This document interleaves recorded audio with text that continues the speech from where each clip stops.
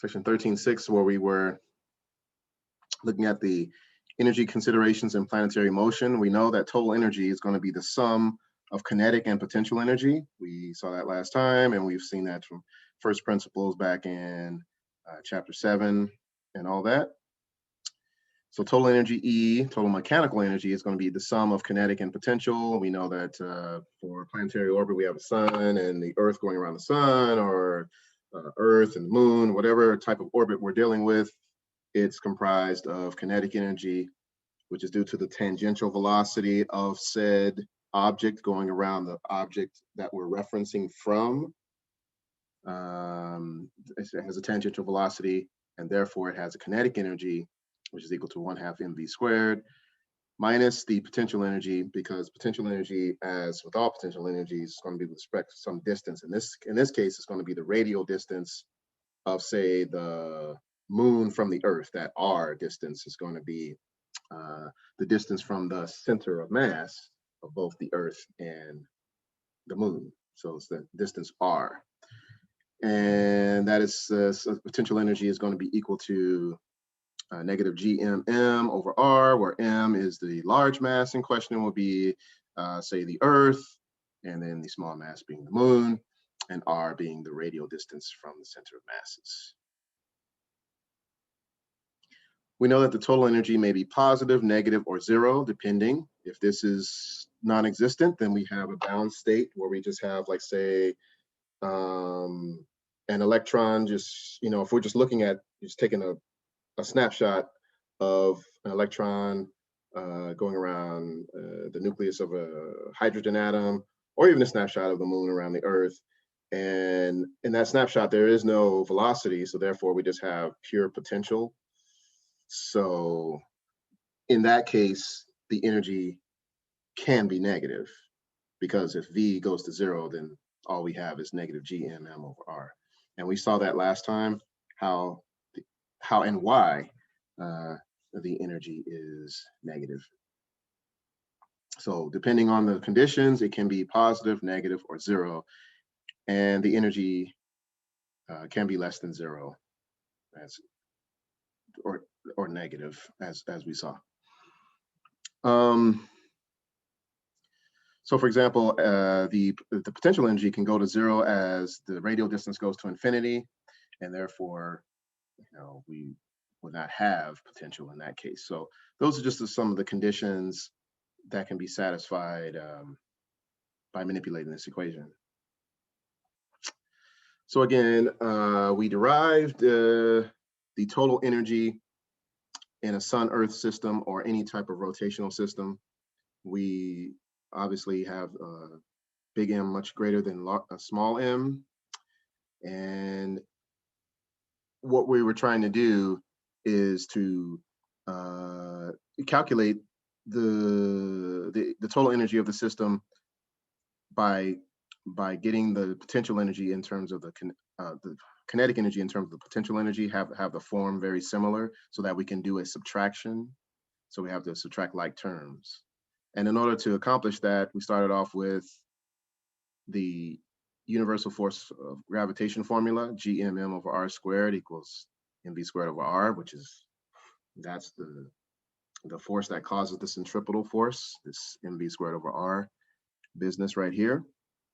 So in order to reduce it in terms of a form that's similar to the potential energy term, multiply both sides by r, and then we get gmm over r here equals mv squared. Well, now we can just multiply both sides by 1/2, and then we can just say 1/2 mv squared is equal to gmm over 2r, replace it back into the original equation, and then we see that the energy can be negative for circular orbits.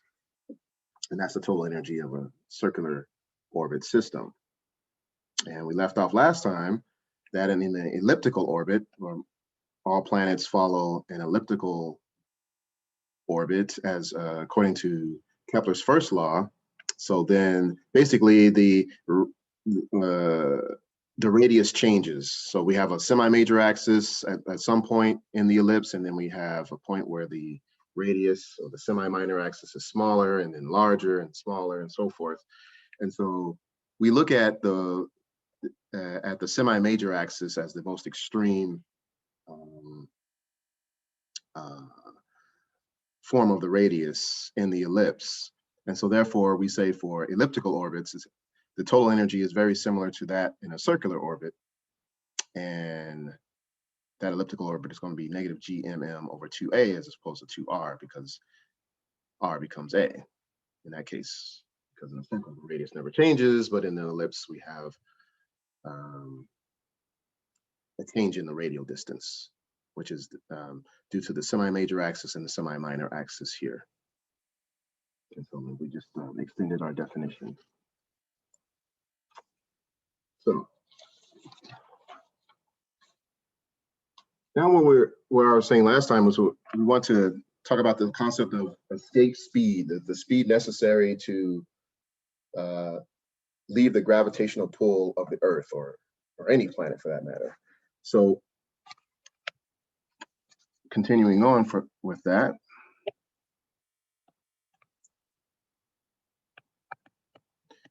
So we're going to obviously assume that energy is going to be constant or conserved in an isolated system.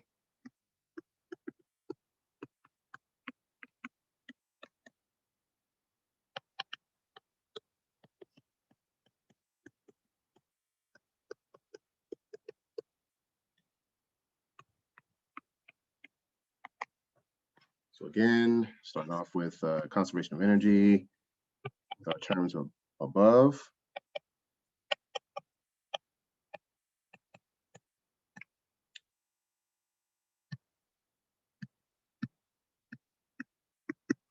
So again,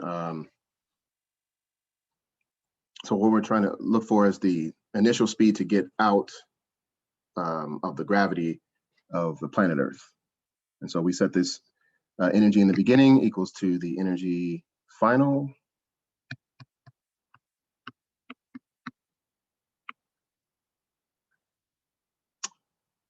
Okay, guys. Ms. Hernandez is gracing us with her presence. Why don't you put your cameras on?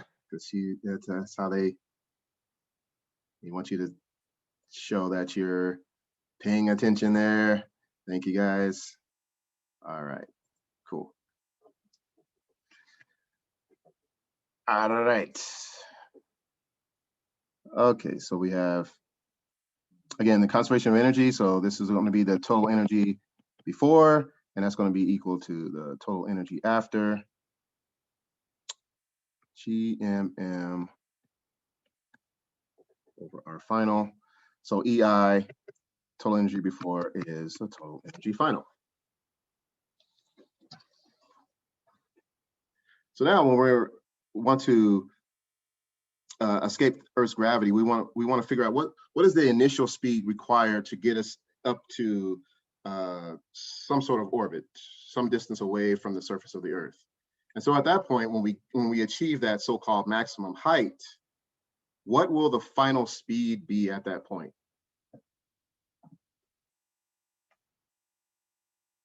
Going back to kinematics, when we reach a maximum height for 1 instant, the final velocity is 0. So we're going to wipe out the final kinetic energy term, leave the final potential energy term. I'll draw the picture for that, and then we can solve get the equation required, the equation for the escape velocity or escape speed, the speed necessary to go into orbit. And then we can place numbers in there and can figure out what the escape velocity for the Earth actually is. And then we can do that for the escape velocity of Saturn and Jupiter and all the other planets. All right, so let's carry that through.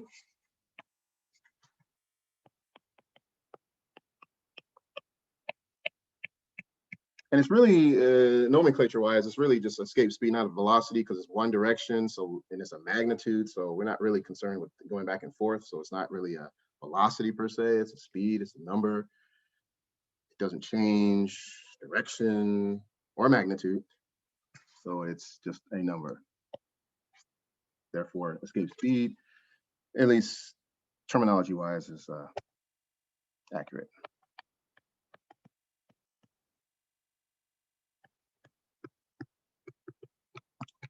We're going to consider an object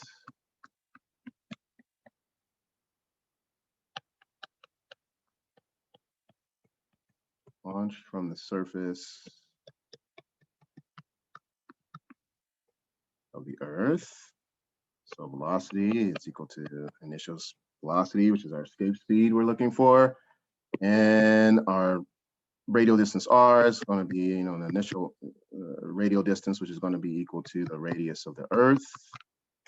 And then we're going to get to some maximum height. So like I said, I'll draw that picture here shortly.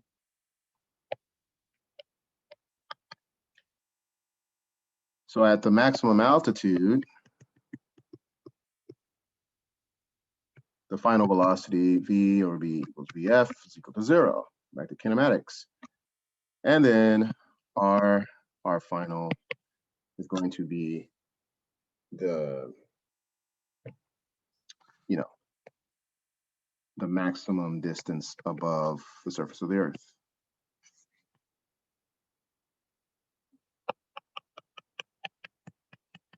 So keeping in mind those principles there, so we have 1/2 mvi squared, mass of the Earth, apply the mass of a rocket leaving the Earth's surface,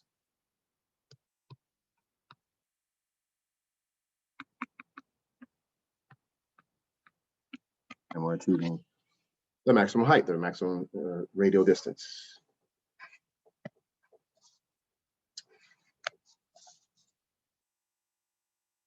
So let me just carry this through. So I'm looking for VI, so VI squared.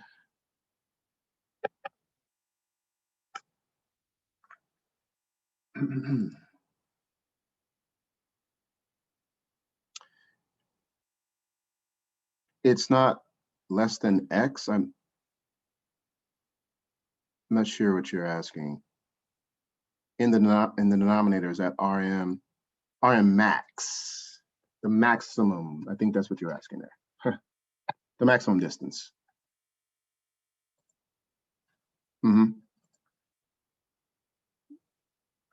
Let's see.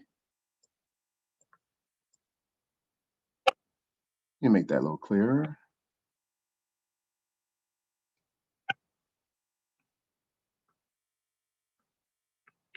Yep. So again, we can just still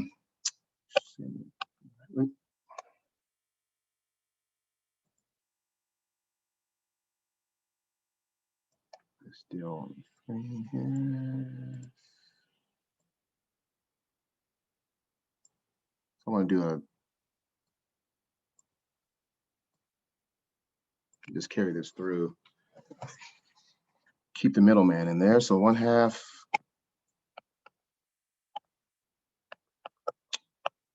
mvi squared equals negative g MEM over R max. And this is going to be, added over here. This is negative becomes positive. GM EM over R.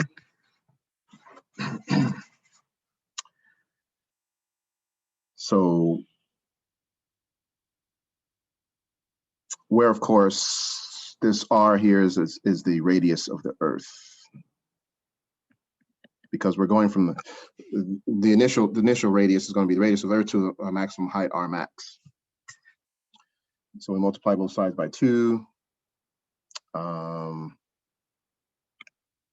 Get rid of the little m's on both sides. And so in effect, we'll have, we can factor out the 2 GME, because this is 2 because it's multiplied both sides by 2. Factor out the GME, and then we'll have 1 over RE minus 1 over R max. And therefore, VI will just be the square root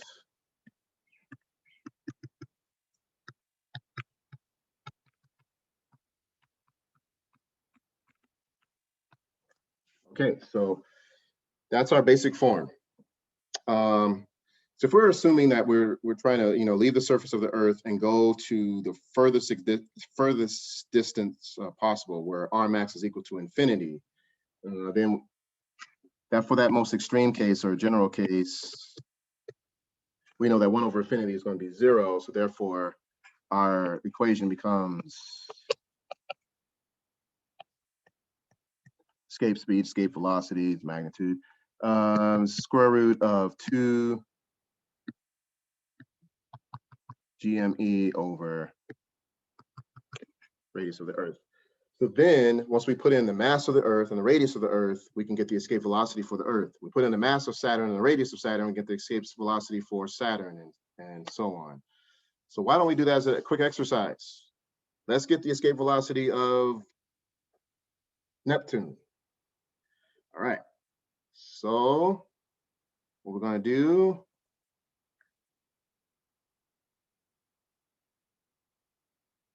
is go to our textbook. I think it's page 173 or something. I'm thinking of another. Chapter 13. So you guys got that? So we're getting, okay, so right now,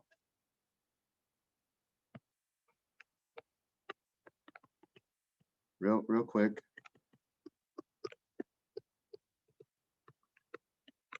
Speed of, what did I say, Neptune.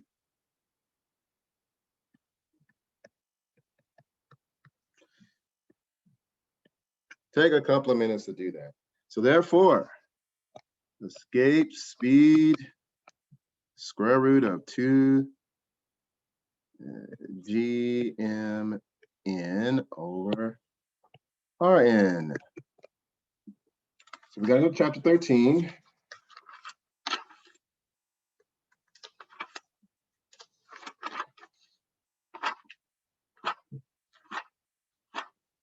Page 370. Yes, page 370. And grab your data for the Neptune mass and the Neptune radius.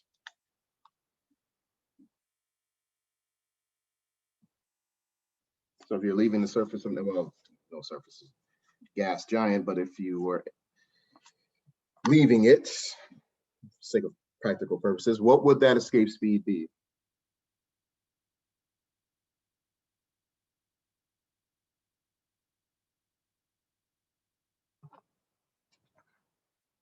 So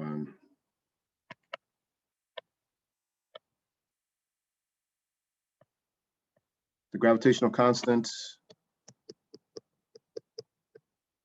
mass of Neptune, 1.03 times 10 to the 26.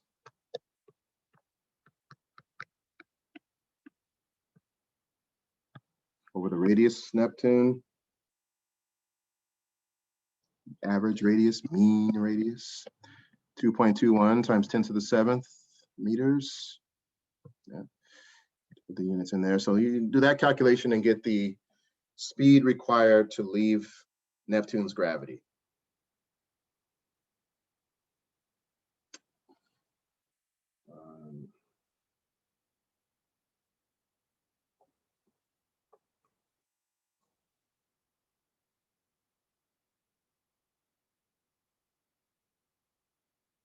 So what'd you get there?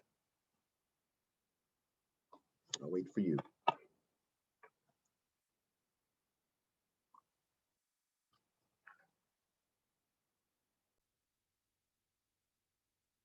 So center of mass. The place where any masses that make up the one mass, okay, where all of those masses would be concentrated is the center of mass. So okay, let's just hop into the formalism.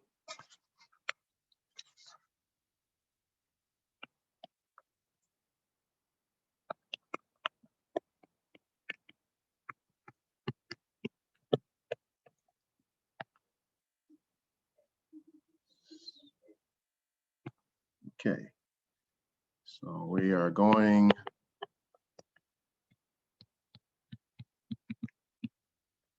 to describe the overall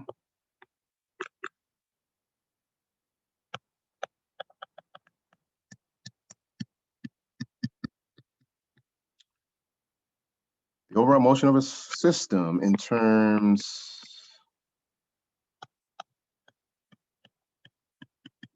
of a special point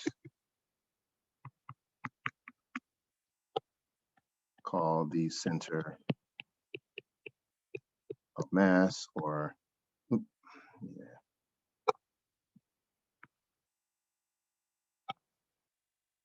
COM for short.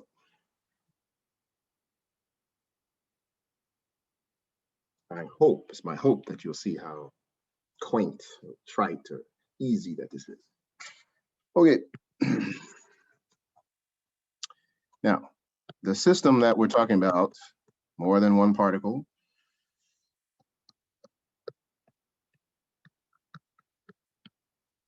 can be a group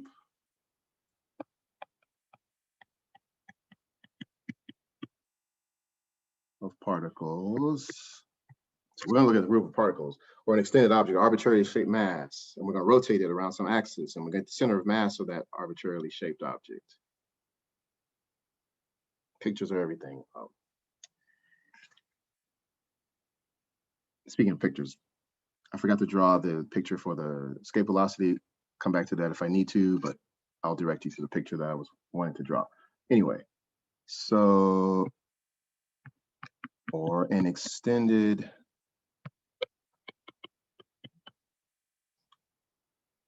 object, such as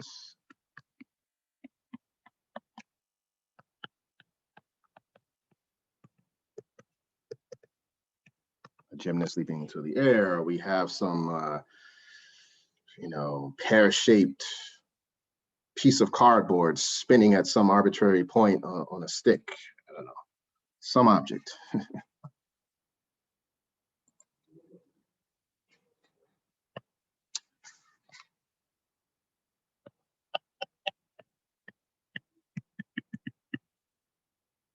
So the motion of an object's center of mass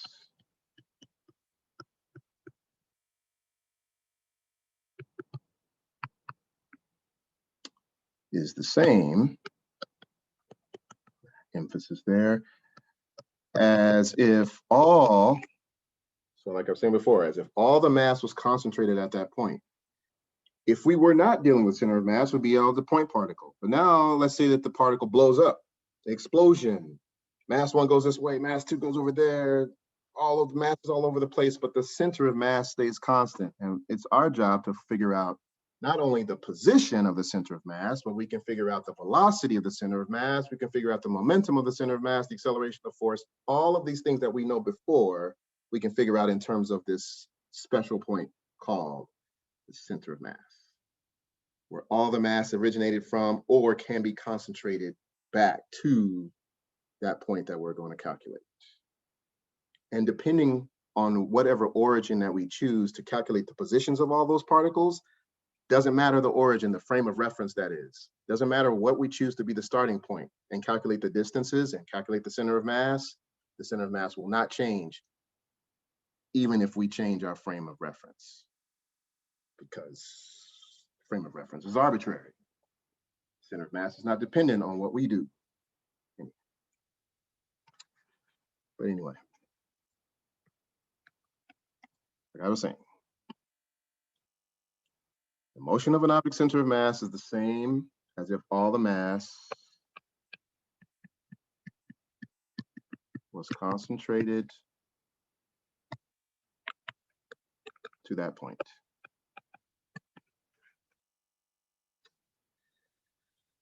So let's just continue the examples book there. So we have two masses, one bigger than the other one, and then we're going to, let's say the center of mass is at this point. We're going to calculate exactly where that is.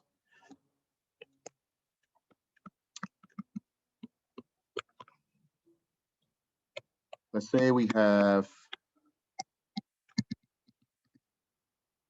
two different masses.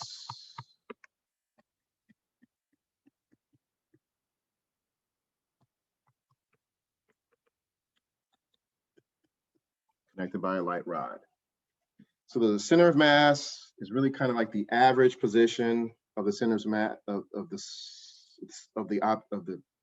system's mass. The system in this case being the two objects.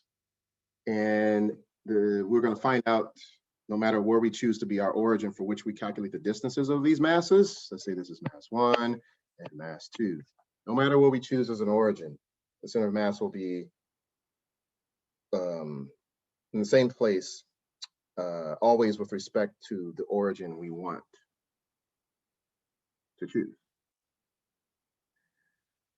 So that center of mass will always be towards the larger mass. So the position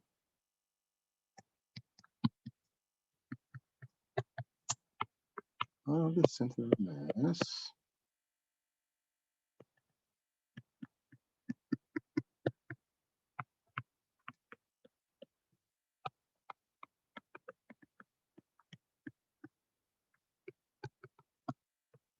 and we'll see the average empirically. We'll see that by the math why it's an average, because it's going to be the sum of all of the masses and their positions over the entire mass, which is, you know, like taking an average. A sum of all of the things divided by the total number of things. You know, so that's why we get the verbiage here that this is really an average position of the system's mass.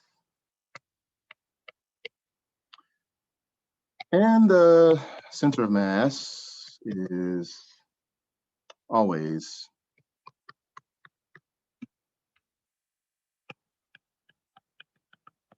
closer to particle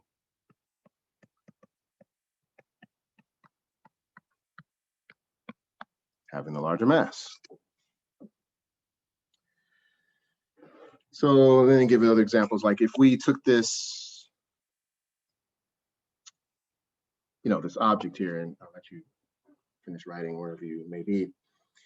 And if we applied a force above the center of mass, then the system would rotate clockwise. It's kind of intuitive. Like if we're coming from the left, right, as you can see in the textbook, if we apply a force this way, then obviously it's going to rotate clockwise. And then, if we put a force underneath here, we took this guy away, then it's going to go counterclockwise. Like if you're twirling a baton or something like that, and you can, may have seen that before. You can see how intuitive that is. So like we have a force applied here, it's going to do a counterclockwise rotation, whereas a force up top is going to move it clockwise.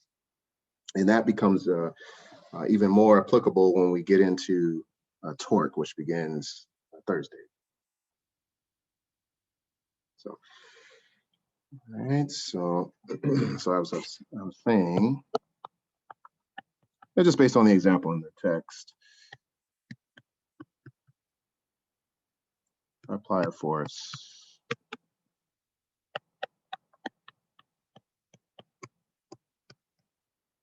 for the center of mass, the system rotates clockwise, CW, and then if it's below the center of mass, counterclockwise.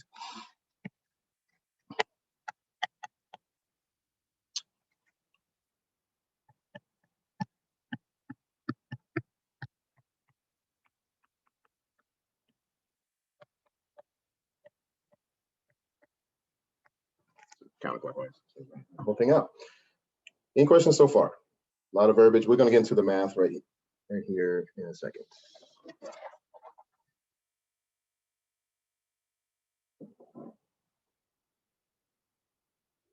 So what I'm saying about having all the masses collapse. So take the rod up top and just use it as a point. The point explodes. Okay, well, it was here. Now we have a little guy up top and we have a bigger guy at the bottom. But the center of mass is that place where all of the masses originated. So we have this and that and there. So we're, this is where we were for like 10, 13 chapters, right? And now center of mass is just an extension on the same idea, really.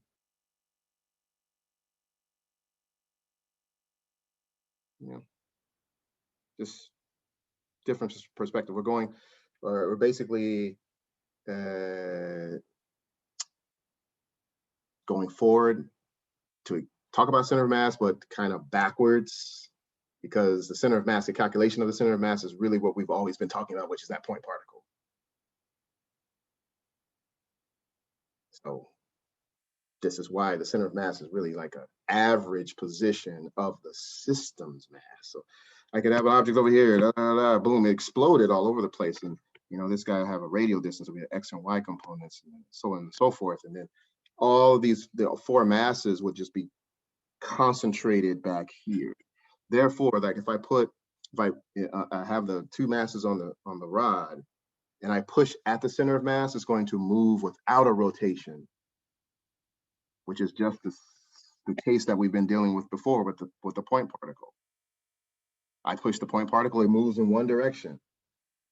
I push this rod system at the center of mass, everything moves at once, no rotation. So if this was a rod here and there, and I push it right at the center, this whole thing moves in a straight line, because I'm moving it at the point of where all the mass was or should be concentrated, or as if concentrated right there. So center of mass is just help you to understand how the mass distribution, how all those point masses that in the system are distributed with respect to that one point. And we can calculate it. So not only we're going to calculate the position of the center of mass, we can calculate the velocity of the center of mass, acceleration, force, momentum, and so on. All right.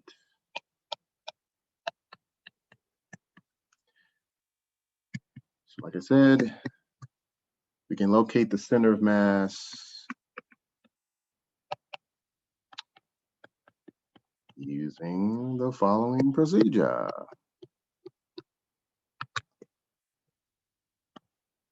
The position of it.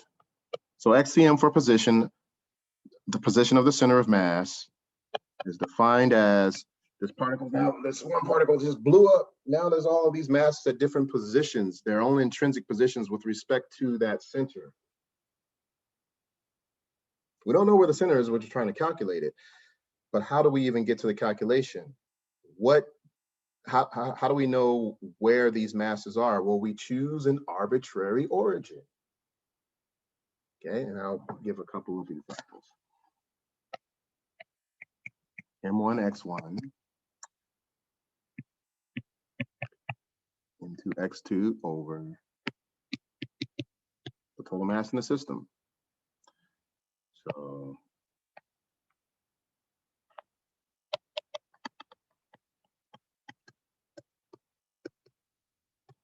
this will be the center of mass along the x-axis, and similarly on the y-axis. And then the radial position would be the components, x and y. So you do x and you do y, and then you do the Pythagorean sum, and you have a radial position of the center of mass. That is, if there were particles that were distributed off axis.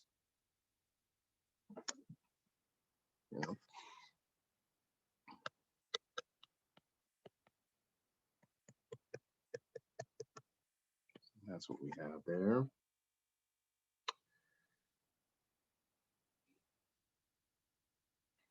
So let's do an example.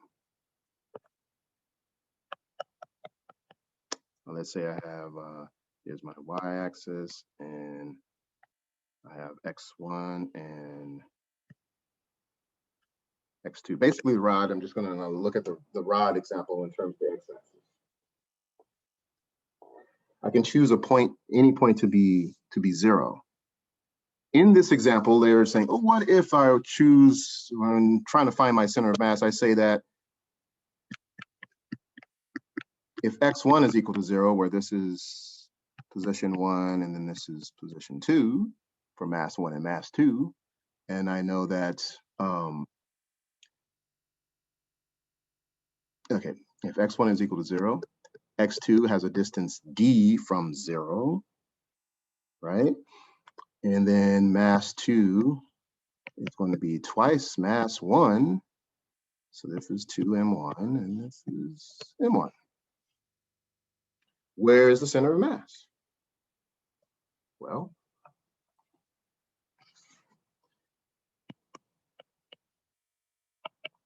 that's going to be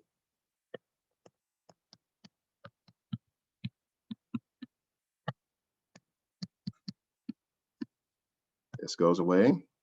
And so now I just have, so 0 plus 2m1 times d over m1 plus 2m1, so 3m1. And so from the system itself, from x1 equals 0, that's our frame of reference, to x2, then my center of mass is going to be 2/3 of the distance away, which is what we posited in the example picture before. And we just, verified it here with the center of mass equation. And so therefore, this goes away. And so the center of mass will be 2/3 of d. Now I want you to prove it for yourself. What if you choose x2 equals to 0? Give me your answer. Take a minute or two to calculate that. So the center of mass is 2/3 d.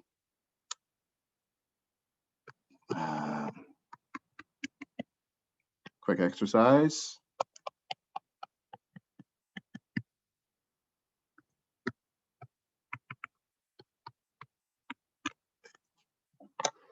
Two minutes.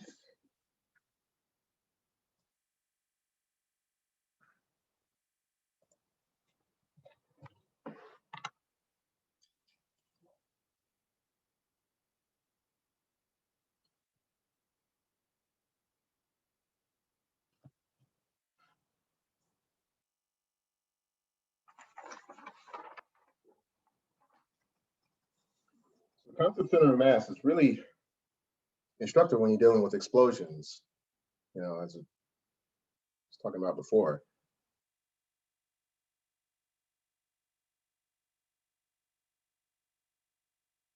Helps to understand and appreciate that the center of mass never stops moving, or does it ever leave its position. It's the center of mass is always going to be constant.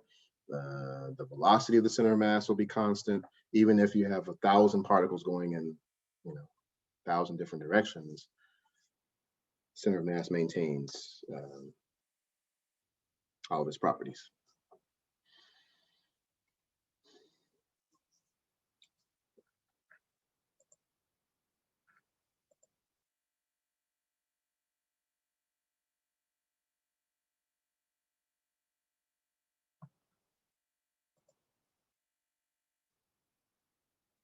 Okay, is the x1 now the d? Yes. If x2 is 0, x1 is d. Yes.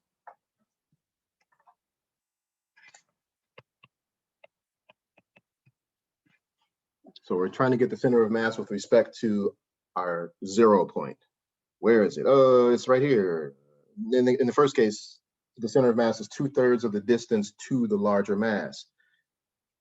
2/3 of the distance away from 0, right?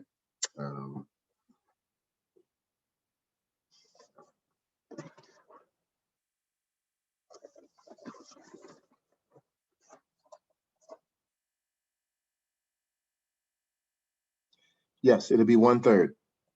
And let's clarify that's 1/3, right?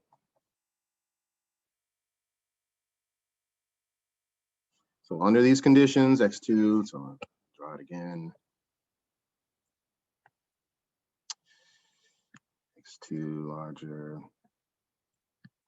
Now this is equal to 0. where is the center of mass with respect to the starting point in between these two? So we want to find the center. It's not going to be out here. It's going to be somewhere in between those two. So our boundaries are small mass and large mass. And masses didn't change. M1 is still M1, and then yeah, and so M2 is still this.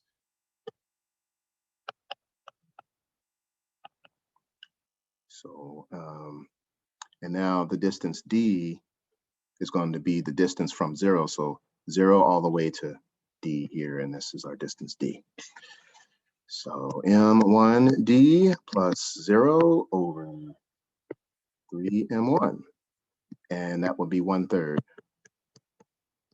And that's 1/3 of the distance away from 0. So here, the center of mass didn't change. Yes, this number is different. It's not 2/3, but it's, remember, it's perspective. Center of mass doesn't change. Your frame of reference changed, but the center of mass has nothing to do with you. It's 1/3 of the distance away when x2 equals 0. It's the same thing as saying 2/3 away from 0 when x1 is 0. Now try, this is 0. And so now x1,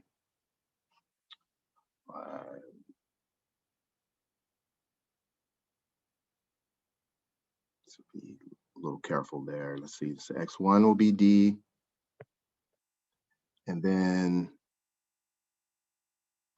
let's say that this is 2d.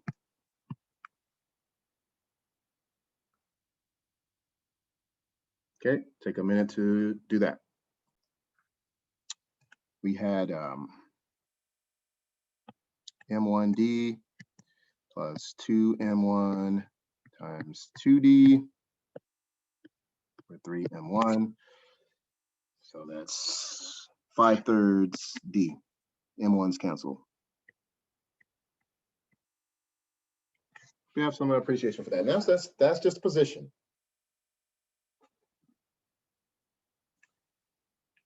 Quick question out there. If the masses were equal, where would the center of mass be?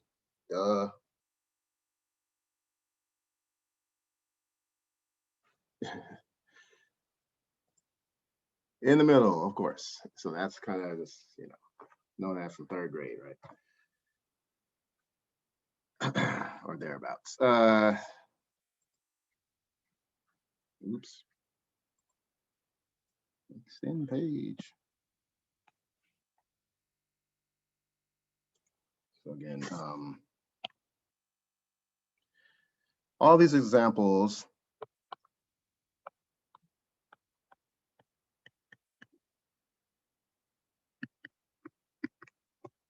at the center of mass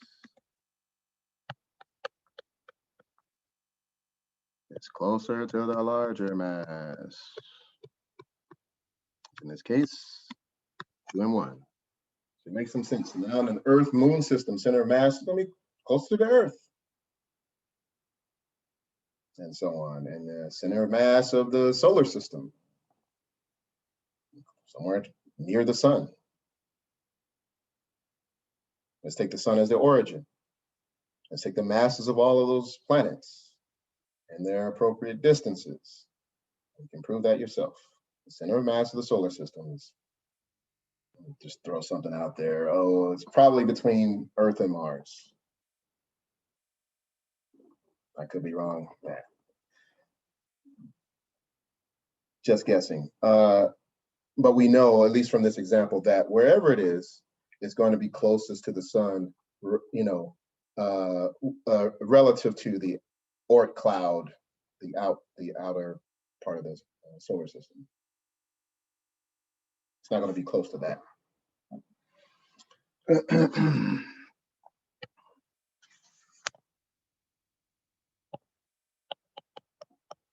So as we mentioned, for equal masses, the center of mass is exactly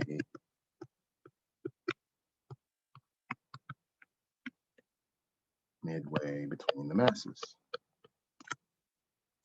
Simple enough.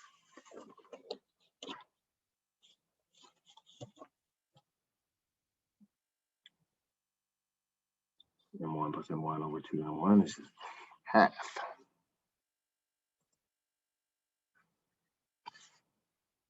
So as Nicole was asking, I'm just going to generalize it.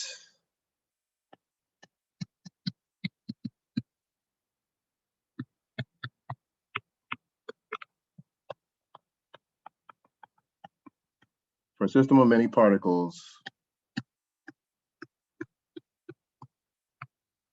we're just going to say all the masses mi, where I as the index could be 1 all the way to 100.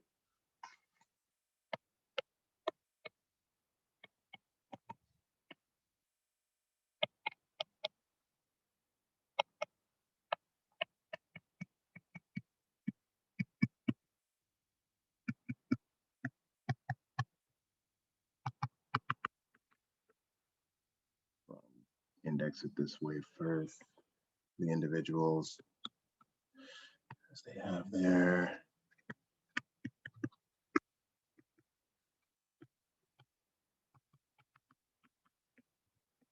So it doesn't matter. So this is why it's an average, as you can see here.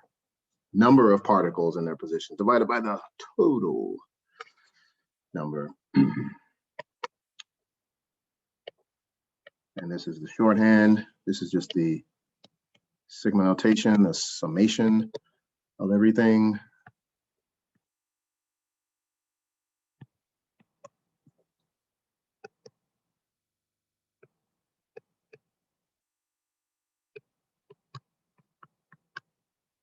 Not an integral, but it could be in context with an integral, but that's another thing. And the total number of mass is just the total mass, big M, and that becomes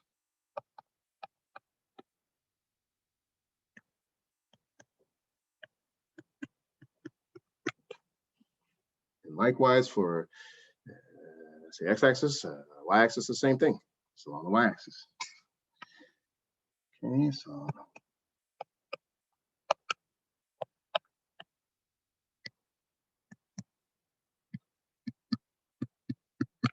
and z and so forth, and then the radial component just be the sum of the two.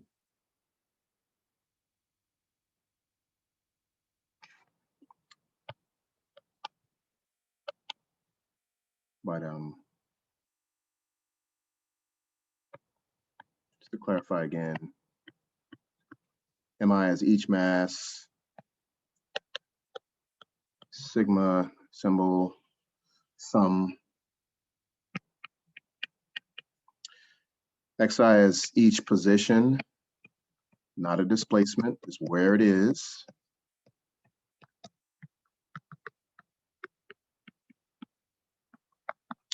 And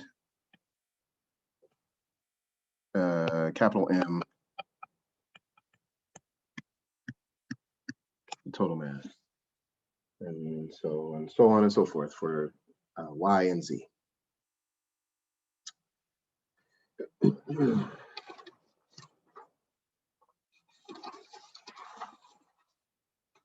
me a chance to write that. Anybody need to see anything else? Or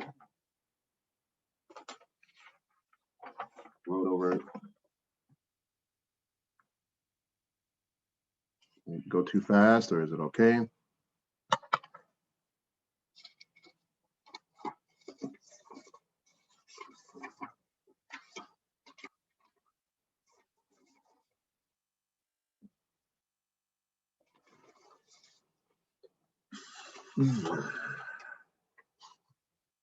So the radial center of mass, right?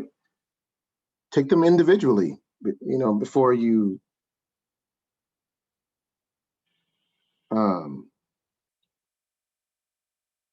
do anything maybe simpler than that. But I think I misspoke. Let me just clarify the radial position.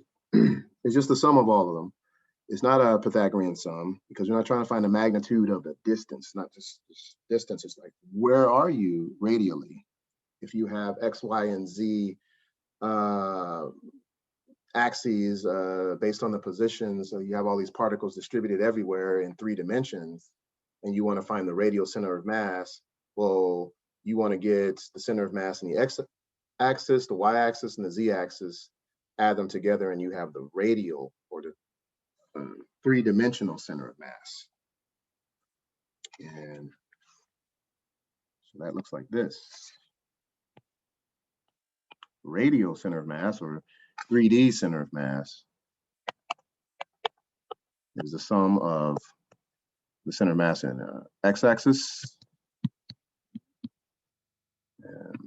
And again, these are unit vectors, I, J, and K for x, y, z.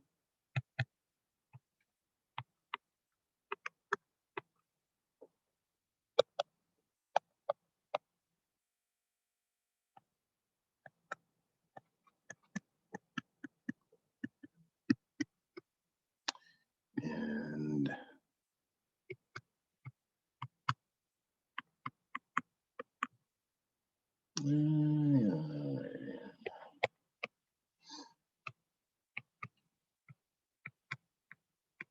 just add them up. That's it. They're done. And then, for something like this, I always lose perspective on this thing. Oops, that is not cool.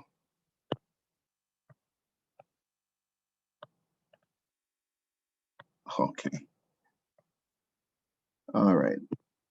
So we have this radial center of mass.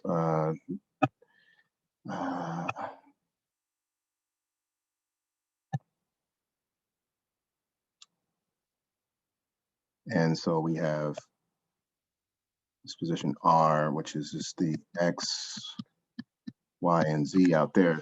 Spherical coordinates, whatever. Z, X, Y. And so that slightly depicts the radial position, the 3D center of mass.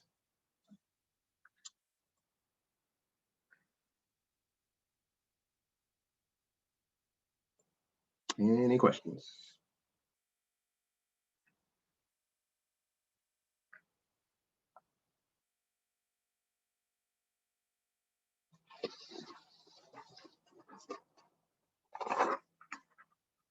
Okay. See if I can get the stuff in 9.6. Just an extension of what we've seen already, and maybe one more example.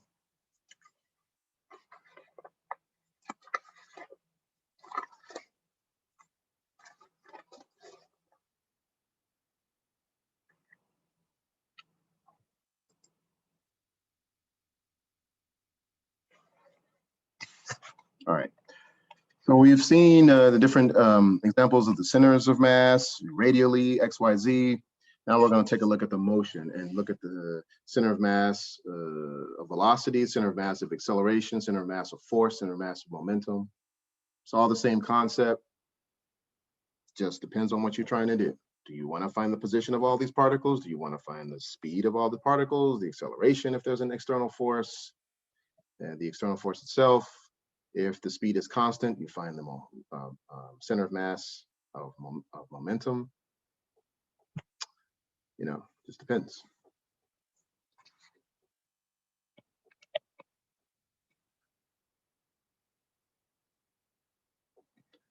So 9.6, motion.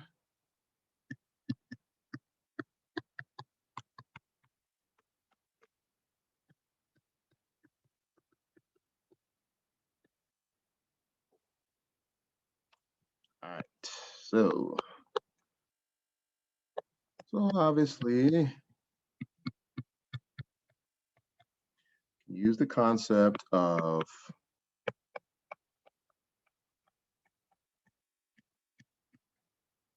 center of mass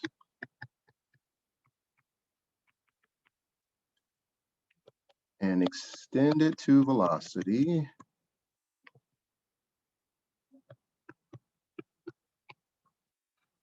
Of center of mass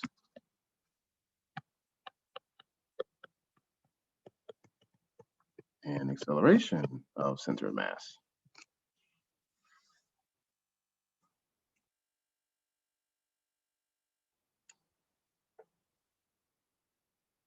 Okay. So we can use the concept of the position of center of mass, what I wanted to write in there. Position of center of mass and extend it to the velocity of center of mass and acceleration and force and momentum.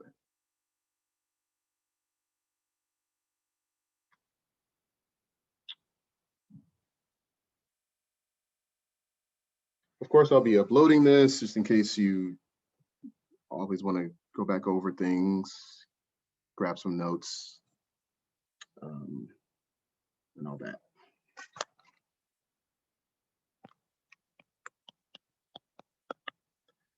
So recall that the center of mass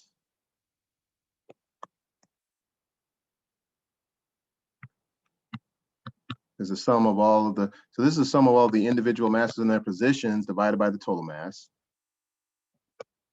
And we know that velocity is change in x over change in t.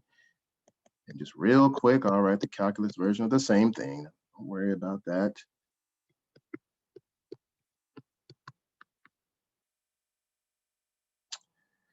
Therefore, so we have these particles, they've exploded all over the place. And you want to find the velocity of the center of mass. Well, get all of the particles and their velocities and divide by the total mass.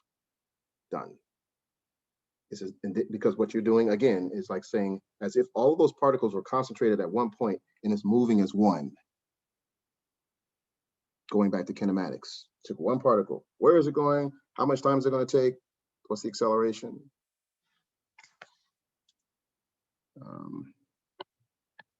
Same form.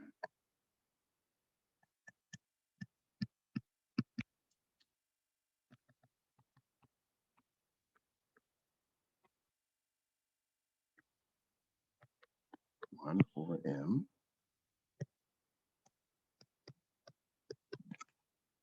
So that's your equation for velocity of center of mass.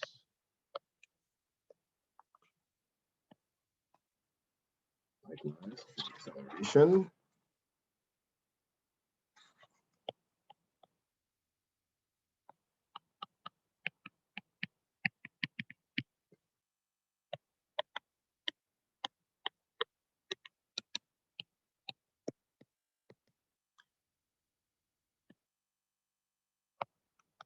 Got these particles. Now there's an external force that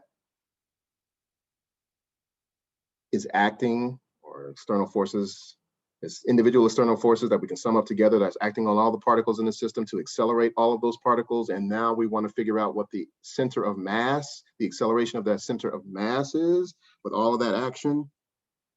Do the same thing.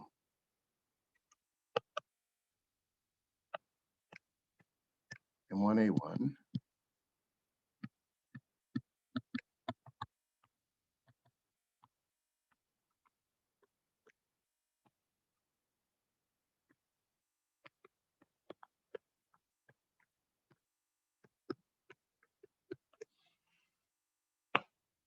That's pretty much it for the concept, the basis behind it. So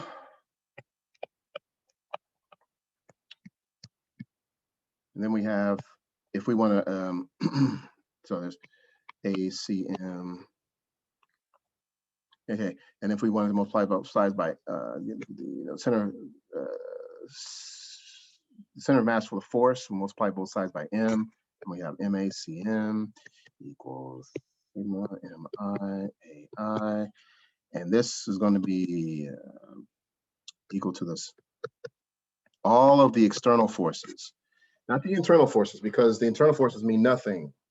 The internal forces are going to cancel out because for every two particles is equal and opposite forces. So the net of all those internal forces in the explosion, let's say, is going to add up to zero. It's going to be the outside forces that are going to be accelerating all of the particles.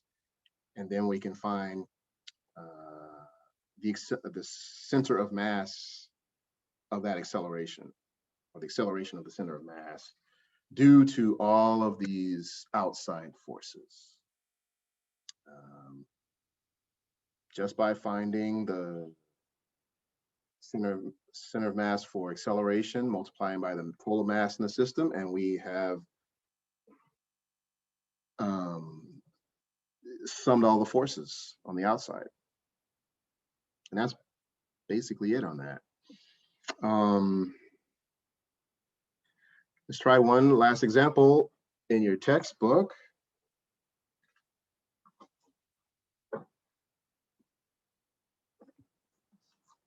There's no questions there. I need to finish writing.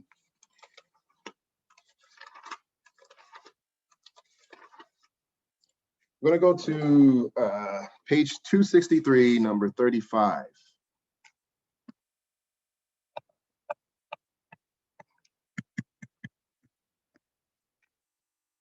And let's do that problem and we'll end off the day. So 4 objects are situated along the y-axis as follows.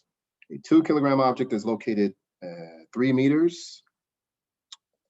So we have this. So we got a particle here. So the 2 kilogram object is located at +3. The 3 kilogram object is located at 2.5. Trying the perspective here. So M1.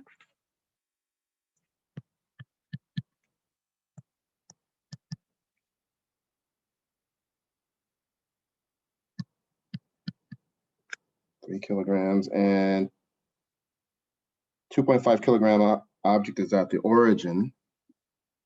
So we have one here. Let's see, this is 2.5. This is 0. Then the last one, 4 kilogram object is -0.5.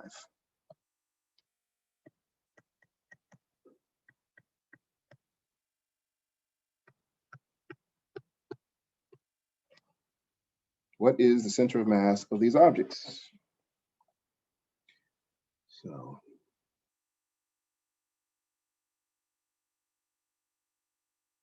the inference, as we've seen before, should be closer to the 4. Let's see.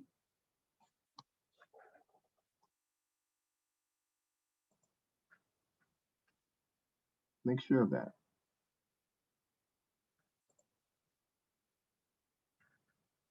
Y is equal to 1. Is that your answer?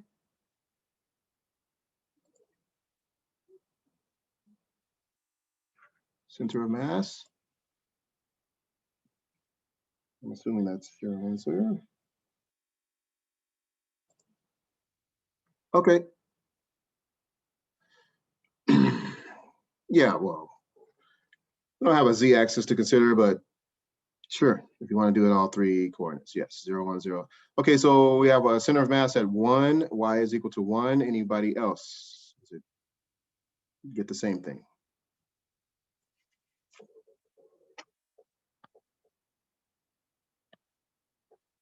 So remember,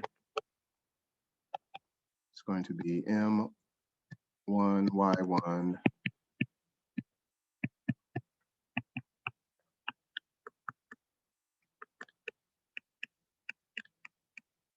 Always have a space there. Plug and chug at this point. And then, of course, if you had them on the x-axis, we would have to figure out the center of mass radially, you know, 2-dimensional. Just be x plus y, and we have a xy coordinate, a point for the center of mass. And then z-axis, same thing. All right, 4 minutes. Let's work this out. So we have one answer for y is equal to 1. So 2.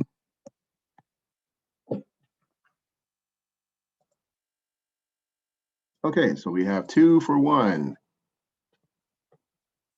Good. Let's see if that y is equal to 1. Let's see if that works. 3. So 3. Y2 in this case, 2.5. I always run out of space here.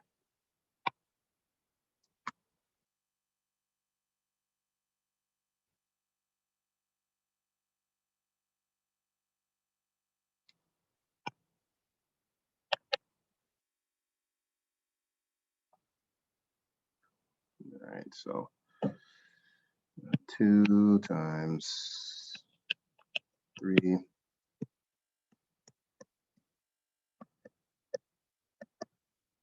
That's 0.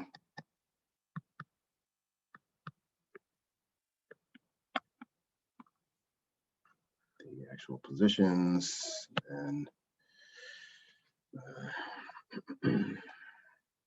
so 5, 7.5.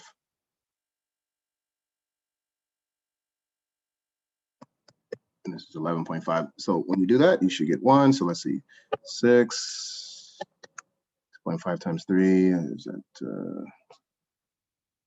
7.5.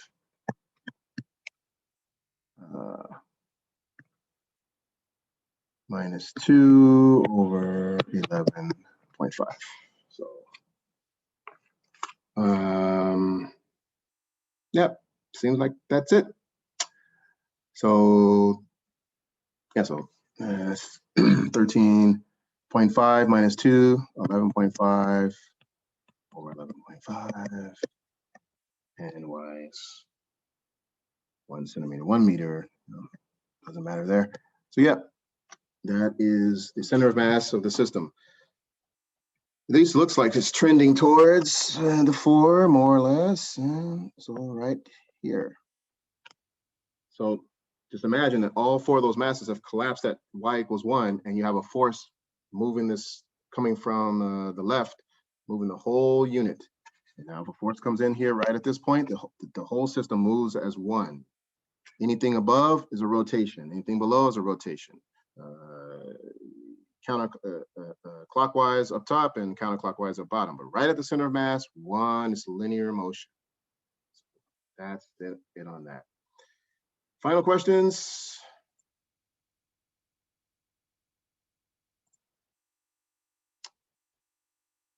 If so,